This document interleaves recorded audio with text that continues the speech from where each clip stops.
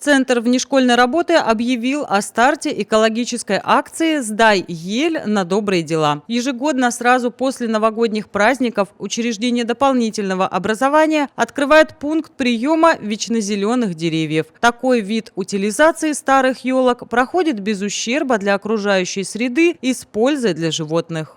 На базе Центра внешкольной работы ежегодно проходит акция «Сдай ель на добрые дела».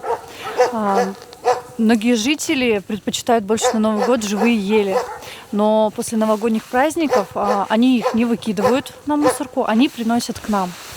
У нас животные очень любят ели. В елях содержится очень много микро-макроэлементов, витаминов.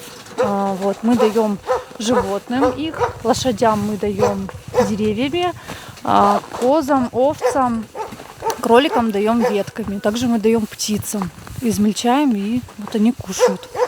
Для копытных сосны и ели не просто корм, а богатый источник витаминов и макроэлементов. В хвое содержится большое количество витамина С, каротина и железа, а по содержанию витаминов группы В хвоя, особенно сосновая, превосходит злаковые культуры. Кроме того, в ней присутствуют хлорофилл и ксантофилл, играющие важную роль в обмене веществ, и большее количество фитонцидов, предохраняющих животных от кишечных заболеваний. Полезные вещества сохраняются очень долго даже в срубленных хвойных деревьях. Так что если кто-то еще не успел распрощаться со своей новогодней елкой, не спешите выбрасывать ее в обычный мусорный контейнер. В Центре внешкольной работы вечнозеленые красавицы смогут получить вторую жизнь. Зимой эти микро-макроэлементы, они добавляются только в пищевых добавках.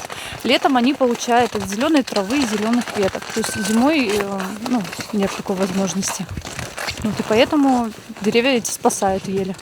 Мы говорим детям, которые у нас занимаются в объединении, они говорят родителям.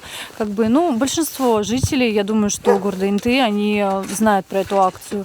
Приносить можно сюда, на Мира 14А, строение 2. Можно ветками, можно деревьями. В любом виде принимаются, но без елочных игрушек и без елочных украшений.